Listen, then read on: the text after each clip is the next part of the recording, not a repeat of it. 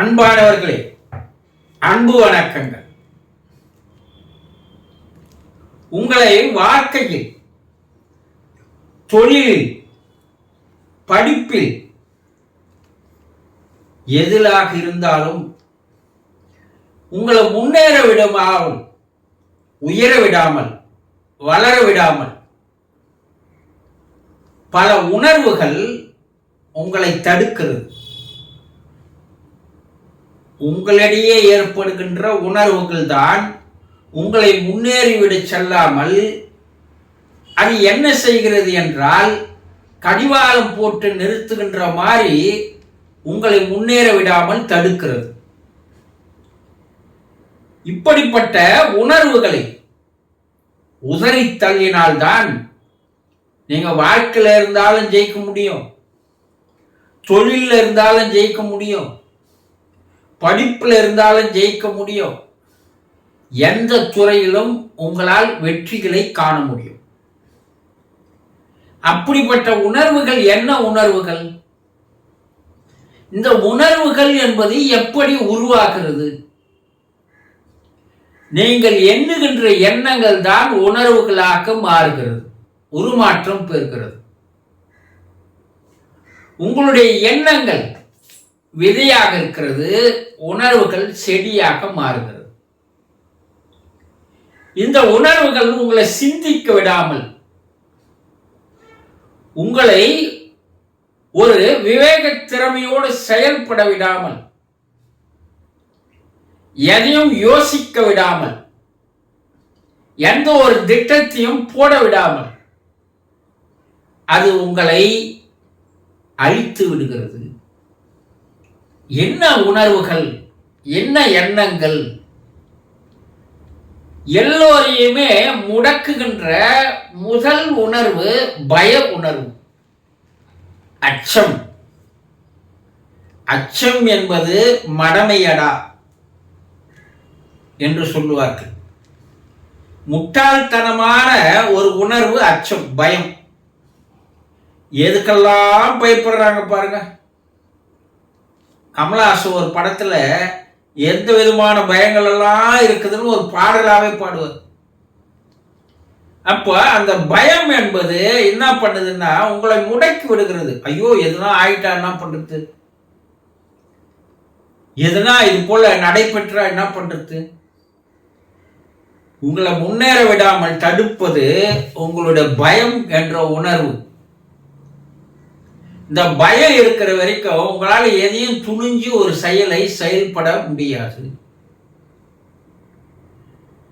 நீச்சல் நல்லா தெரியும், ஆனா ஓடுற ஆத்துல போய் குதிக்க முடியுமா? ஒரு பயம். அக்ஷன் போயிட்டா உங்களுக்கு தான் நீச்சல் தெரியுமே, ஆனா பயம். டூ வீலர் எடுத்து வெளியே போனா எங்கன்னா விபத்து நடந்துடுமோ, பயம். நம்ம கிட்ட இருக்கிற பொருளை யாராவது திருடுவாங்களோ, பயம். வீட்டை எல்லாம் பூட்டின்னு போனா கூட எங்கேயோ இருப்போம், நமக்கு வீட்டை பற்றி பயம். எதுலெல்லாம் நீங்க பயப்படுறீங்க, கொஞ்சம் யோசனை பண்ணி பாருங்க. பயந்தவன் வெற்றி காண்பது இல்லை. ரெண்டுல ஒண்ணு ஆகட்டும், பார்த்துடலாம் என்று சொல்லுவார்கள் இல்லையா? மலையை மயிரால கட்டி இழுத்து பார்க்கலாம், போனா மயிர் வந்தா மலை, அப்படி சொல்லுவாங்கல்ல. அது போல துணிந்தவனே வாழ்க்கையில் வெற்றிகளை பெறுகிறான். அப்போ இந்த பய உணர்வை முதல்ல தூக்கி விசிறி அடிங்க, அதை உடைச்சி எறிங்க, குதிச்சு பாருங்க. அப்பதான் நீந்துவதற்கு கூட உங்களுக்கு வழி பிறக்கும்.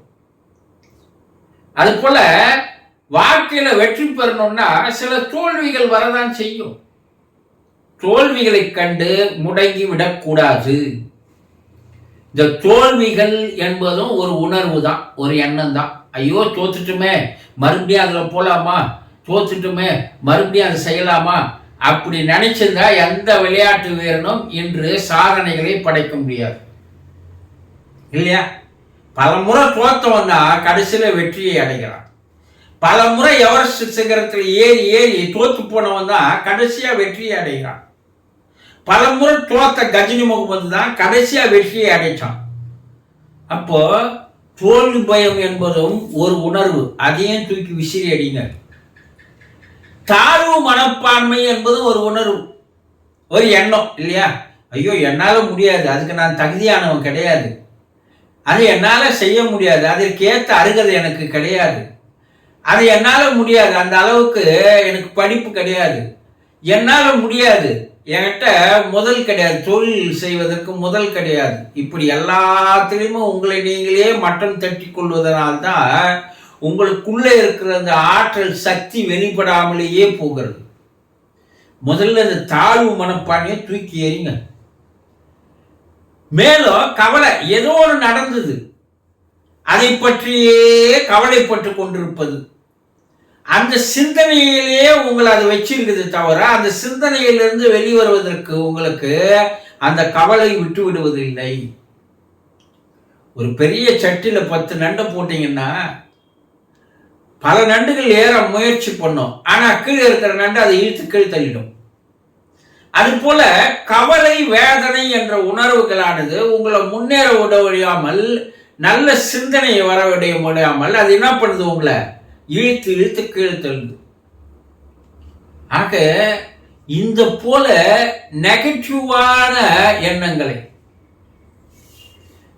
இந்த எண்ணங்களிலிருந்து வருகின்ற உணர்வுகளை முதலில் உதறி தள்ளுங்கள், உடைத்து எரியுங்கள்.